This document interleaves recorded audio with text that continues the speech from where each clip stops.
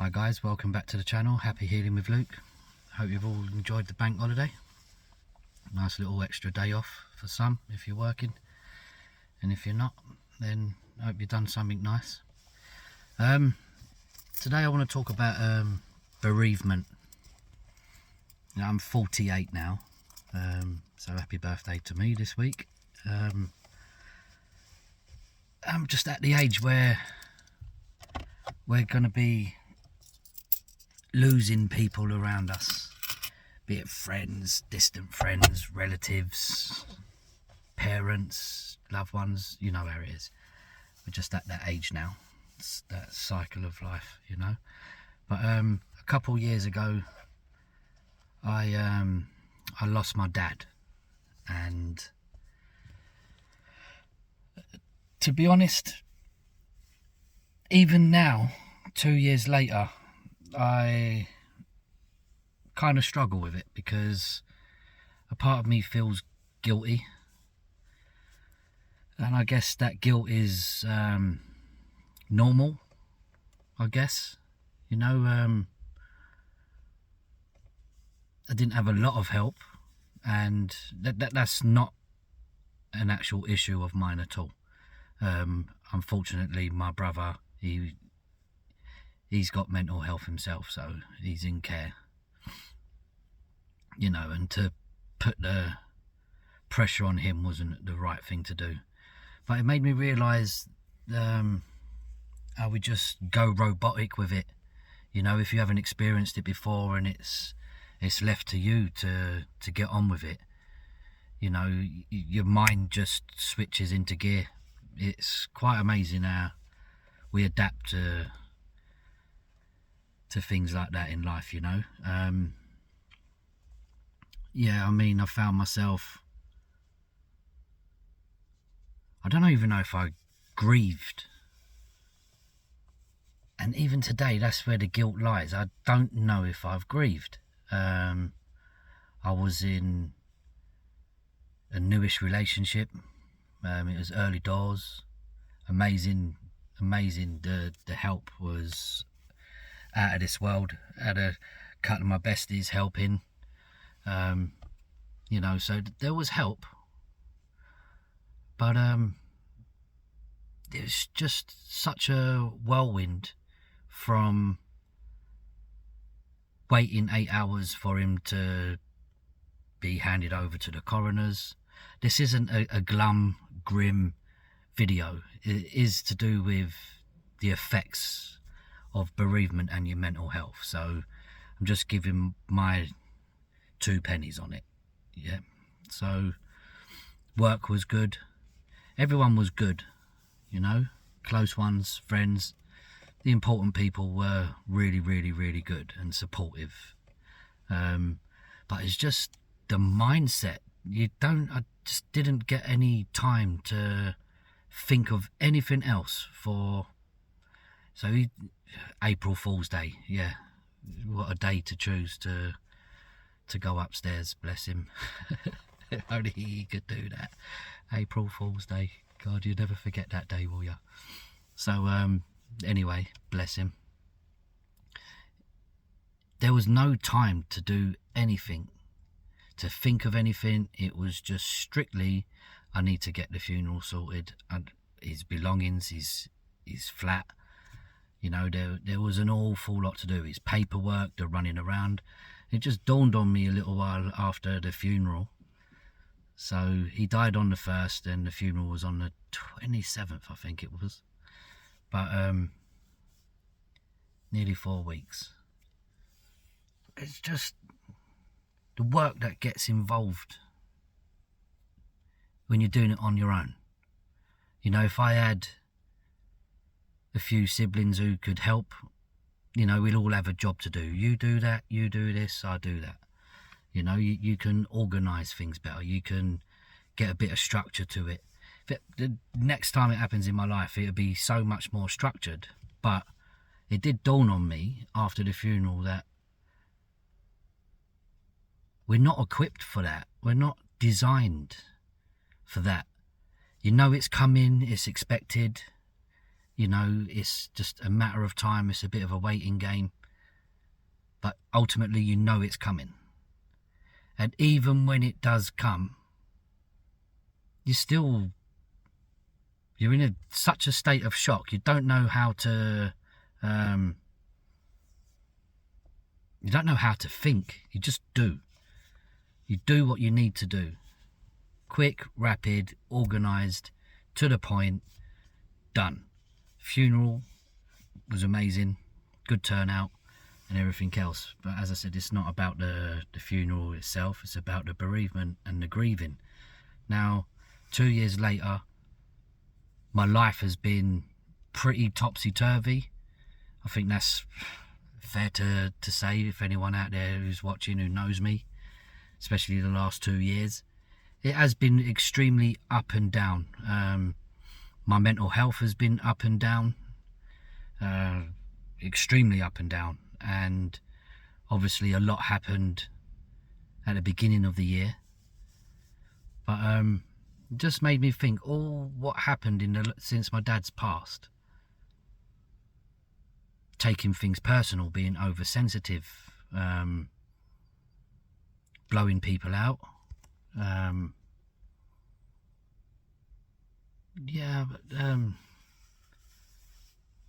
Being, I don't know, there is a word that I'm struggling to find. It just sent me, I think it sent me spiraling out of control. Now I've got a bit of solitude in my life. I'm at ease. Work is settled, my home life settled, my life is becoming settled. Doing these videos has absolutely been a massive godsend for me. And I don't get millions of viewers or subscribers as such, you know, but I still put them out there, and it builds my confidence up when I see a like here and there, or the views are going up. Sometimes a little bit more slower than I'd like it, but you know, that's where I'm at the moment. But it does something to you. It changes you as a person, and I guess it depends who you lose, you know. I've lost both parents now. I lost my mother in January. Different kind of emotions, different kind of feelings because of my relationship with my mum growing up. But it made me think of my dad a lot. No disrespect to my mum, but it made me think so much, like, about my dad. You know, the important part he played in my life, bringing us up and stuff, you know. And he was a go-to. It was a massive pain in the arse. Don't get it twisted. He used to phone me out of boredom just to wind me up, and I'd bite, and then he gets what he wants out of it. I actually missed that. I didn't like it. Sometimes I did, but not always. You know, but I miss that, and I miss that person to give me the kick up the backside when I really do need it, you know, to put me on a straightener. And you know, if there was one person in the last 2 years who I've really needed, and that was Pops, you know, that was my dad. And you know, 2 years down the line, where I'm at with my life now, I'd like to think he'd be happy. I don't think he would have been overly happy or impressed at the beginning of the year for the first 2 or 3 months. But, you know, that's just the way life goes sometimes, you know. But, yeah, it just... I've cursed myself thinking I haven't grieved him. And to be honest, when I look at my whole life, from seeing him indoors to laying him to rest to where I am today, I don't think that could be further from the truth. I think everything about myself in that time, that was grief. That was grieving. That was coming to terms or not coming to terms with the loss, you know. So the guilt has eaten away at me. I now no longer feel guilty because my judgment isn't clouded. My mental health is on the straight and narrow. My physical health is on the straight and narrow. As I said, I'm settled in life, you know, seeing more of the kids. Okay, it's summer holidays, but, you know, come September, only one's at school and one possible uni or apprenticeship, you know, so, and the other one working. You know, 2 of them are in the big wide world now, so there's just a boy left to get out there and see what career path he chooses, you know. But life's good at the moment. I think you'd definitely be over the moon with where I've come from the beginning of the year to this point. I just miss that. I just miss that kick up the arse when it's needed, and I've needed it, but there hasn't been anyone to do it. And if I was getting a kick up the arse, they don't know me how to kick me, you know, so don't really take it on board. Took it sensitive, took it personal. You know, you got to know how to kick someone up the arse. If you're gonna kick someone up the arse, you got to know them. You got to know. You've got to really, really, really know them. You know, you got to know their mindset, how their mind works. You know, the decisions they make, the hesitation on the decisions they make. You know, and my dad was good for that. He really, really, really was good for that. We had an up and down relationship, and I'll be honest, rest your soul. We had a love-hate relationship for an awful long time, but he was still my best friend, you know. Today my boy's my best friend, you know. So, but it's different to having that someone who really, really knows the inside out of you, and they're not scared to tell you how it is when you need to be told how it is. And like I said, obviously, if he was alive, then I wouldn't have needed it. And would things have panned out different in the last 2 years? Possibly, you know. I would have had that kick up the arse, that someone to go to, and, you know, but him not being there, and when I've needed it, he's not there. It's hit home a little bit, you know. But it does affect your mental health in ways I didn't think, you know. So I'm a mental health first aider at work. So if any of you are watching this and you're going through this, that there is mental health first aiders. You know the drill. You know what our job is. And for those that know me, if you're watching from work and you're going through it, yeah, I'm here. You know, nothing's disclosed. It's personal. It's not shared. It's between you and I. And I've got shoulders. I've got ears. I've been through it. So I'll be there to support. And more times it's just someone to be there for you to vent, get rid of your frustrations and stuff. You know, well, that's my job. And for anyone else who knows me out there, away from work, you know, that's what I do. That's what I like, and that's my love language. That's what I like to do, you know. But I don't force it on anybody. It's up to you. I'm here if you need me, you know. And that's the general idea of these videos, anyway, you know. But you know, for those of you who are going through it now, and you're on your own doing it, you got a little bit of support. If you're getting offered any help, take it, because you need your time.